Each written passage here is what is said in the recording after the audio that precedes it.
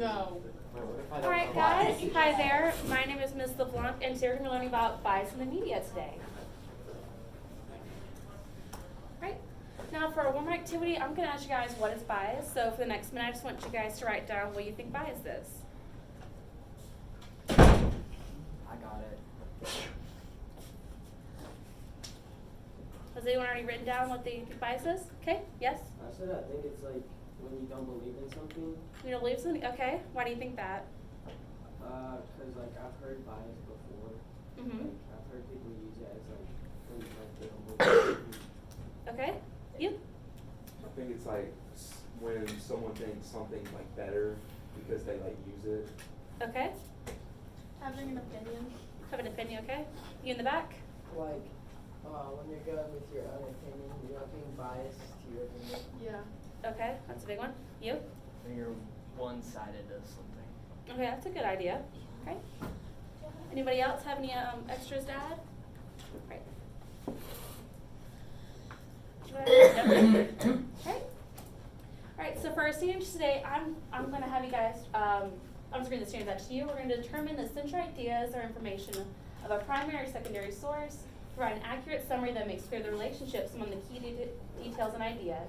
Then we're also going to evaluate authors' differing viewpoints on the same historical event or issue by assessing authors' claims, reasonings, and evidence.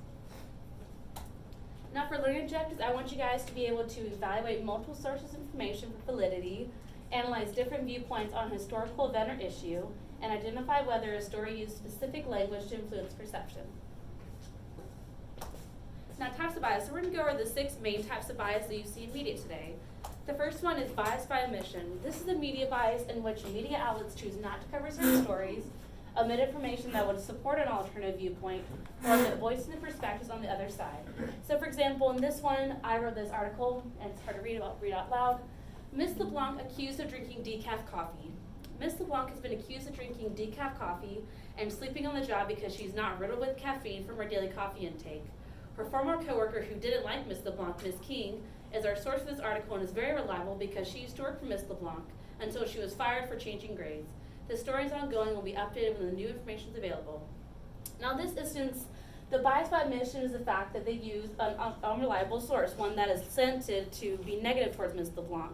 So in that instance, they're omitting a viewpoint. They're omitting Ms. LeBlanc's viewpoint. They're not getting her side of the story of why she's not drinking decaf coffee. They don't understand that. So therefore, it's not a full article that represents all viewpoints for that one. And omits Ms. LeBlanc's perspective. All right, now, and if you're taking, sorry, yeah, you should write notes. I'm so sorry. I should have said that. Yeah, if you want to just draw this down real quick, I apologize.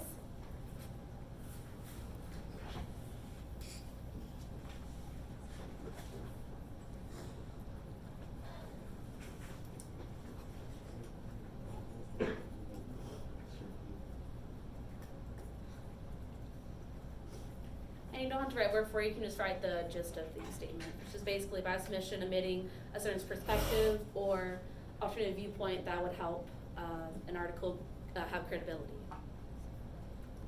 You have 1 more minute to write that down. Okay. All right, the next slide is sensationalism and emotionalism. So this media bias is commonly seen a lot of times on social media today. It's in which information is presented in a way that gives a shock or makes a deep impression. Now, examples of words used in this bias are typically shocking, remarkable, chaotic, lashed out, words that are designed to invoke an emotional response in the subject. So for example, this one, Ms. LeBlanc lashes out at students. It is shocking that Ms. LeBlanc reads books because books are boring and they make people dumber and meaner. Ms. LeBlanc lashed out at students when she told us to read or require reading, which we all decided not to do. Now in this instance, the word lashed out, as mentioned, is designed to invoke a negative response to this article. By saying I lashed out at someone, you're designed to believe that I'm a horrible person, or I'm mean, or I'm nasty if I lashed out, instead of saying she corrected the student or she encouraged the students to read. And also using words like dumber or meaner, again, is designed to invoke emotional response to the article itself. Is there any more time to copy that down? Yeah. All right, 1 more minute.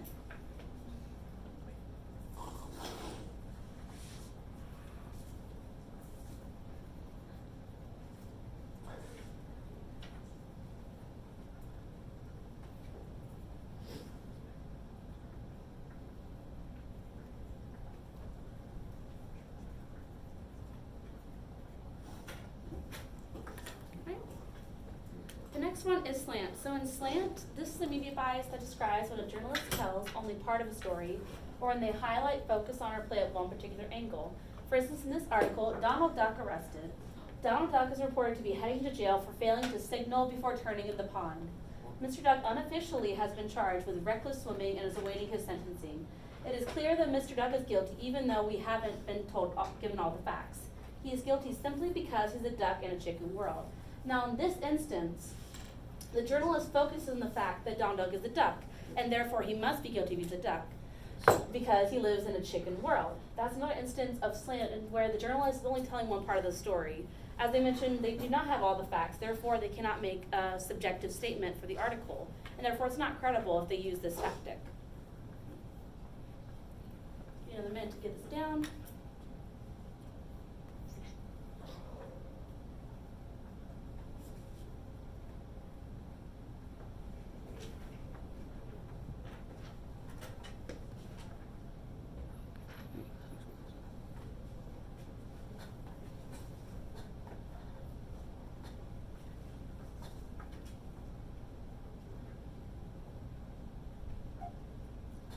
Alright, so now the next one is unsubstantiated claims.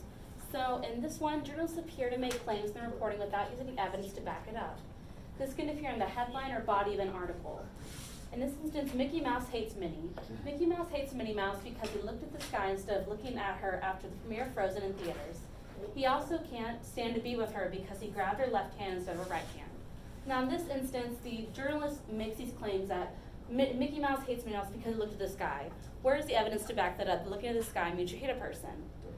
And then he also mentions that Mickey Mouse hates Minnie Mouse because he grabbed her left hand instead of her right hand. Again, where is the evidence to back that up? Just by grabbing someone else's hand, how does that correlate to them hating this person?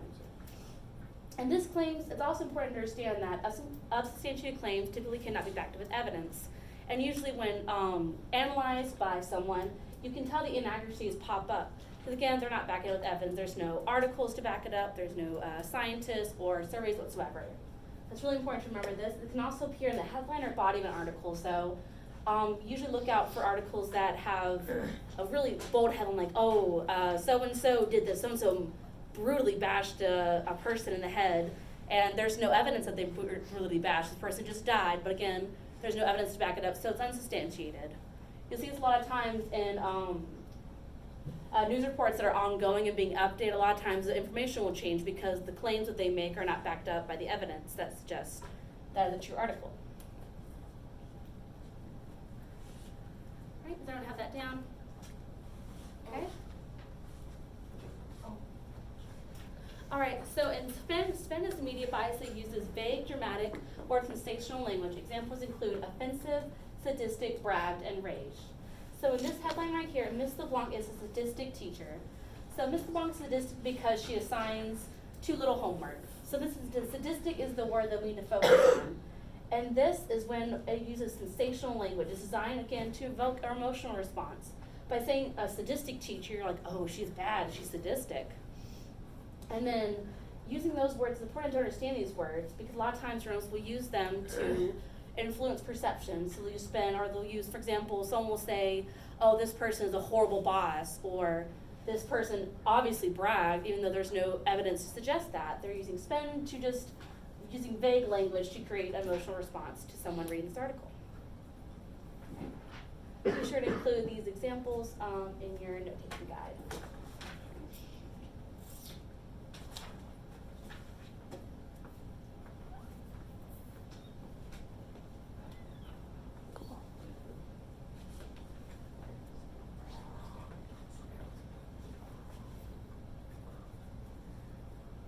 All right, so, did you need more time? I'm good. Okay. So the next one is opinion statements presented as facts. And this subjective statement is one that is based on personal opinions, assumptions, beliefs, tastes, preferences, or interpretations. It reflects how the writer views reality and what they believe to be the truth. This statement typically cannot be verified by the author or other media outlets. So examples of words used in this bias are maybe that, seemingly, and suggest. Now this bias, this is one that the author uses their opinion statements. They give an opinion and they make it to where that is presented as facts, such as this person's a horrible boss in an article would be of An example of opinion statements presented as facts. Where is the fact that this person is a horrible boss? Are they not teaching their kids lessons? Are they taking money from the cash register? Where's the evidence to support that? That's when it all comes down, again, to just evidence and supporting that. And as I mentioned, these typically cannot be verified by the author or other media outlets. You'll see a lot of times, if you go on websites, you'll see on the side, there's these articles like, so-and-so looks so much different from 40 years ago, or check out this weird toe that someone found on the side of the road. And if you click on it, it's just a weird article that really has no basis, and it's just opinions to these people. So in this instance, Miss LeBlanc hates her students. It seems to be that Miss LeBlanc detests her students because she always sneezes when she enters the room. Her sneezing when she enters the classroom suggests that she does not like teaching at all and hates all students. Now, in this instance, this seems to be an opinion by the author that I hate my students because I sneeze.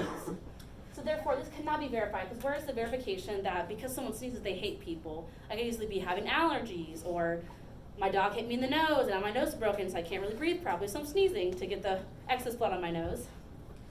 Fun fact. That was weird. All right, so basically it's just opinion statements presented as facts, and just authors giving their opinion and presenting as fact, therefore cannot be verified. All right. Does anyone need more time to put any write anything down? All right, so mudslinging and ad hominem. So this is a media bias in which unfair and insulting things are said about someone to damage their reputation. This is commonly seen in articles where there are two opposing viewpoints. So in this instance, Mayor Charlie Chuckles is a poopy head. Mayor Charlie Chuckles is a poopy head mayor that doesn't know how to write a good law for the town. He's such a meanie and always looks at the sky when talking to anybody.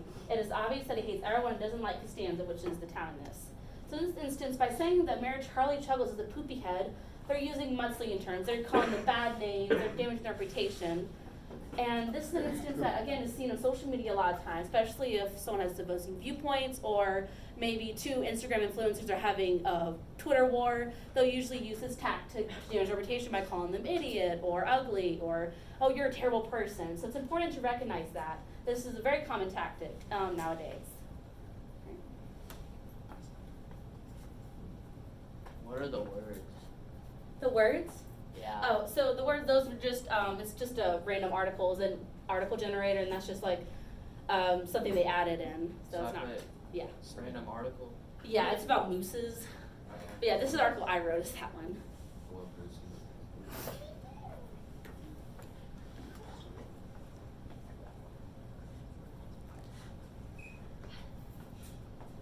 All right. Leave that my last one. We're gonna do our exit ticket. All right, so our exit ticket. So I'm gonna show you 3 articles, and I want you guys using your notes and the class as a whole to determine what bias is being demonstrated in this. All right, so Minnie Mouse is a horrible boss.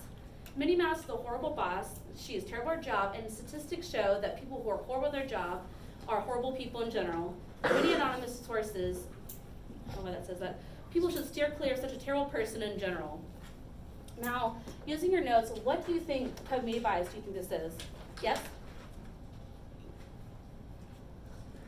What do you think? Oh, you go. Bias by sensational emotions. Wait. Okay, what do you think? I think it's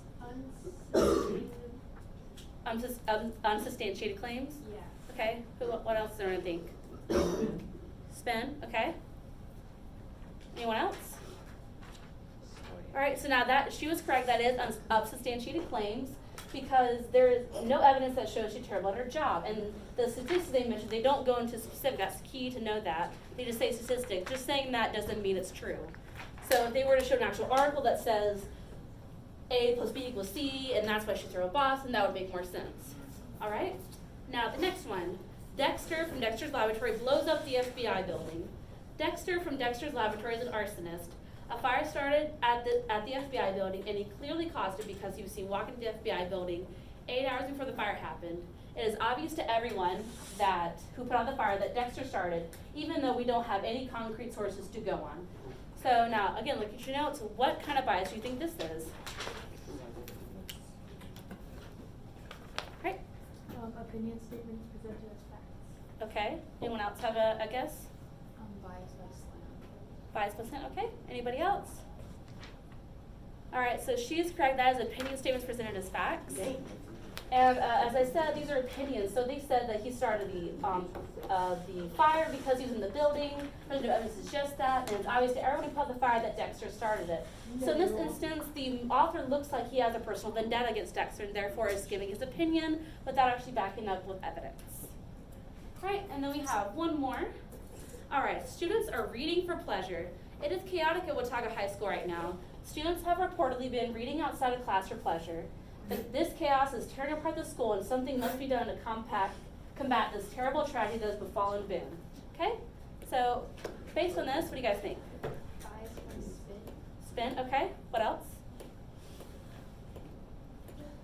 Anybody else have a guess? By spin? Yep. You are correct. It is bias by spin. So again, we're using emotional language to spin an article and only showing one viewpoint of an article for this one. Right? Right. And I believe that is the end of our presentation. Right? Yes. All right, so I just want to say thank you so much for listening to my presentation. And I appreciate it. So now I'm just going to go ahead and pick up all your documents. Thank you so much. Thank you.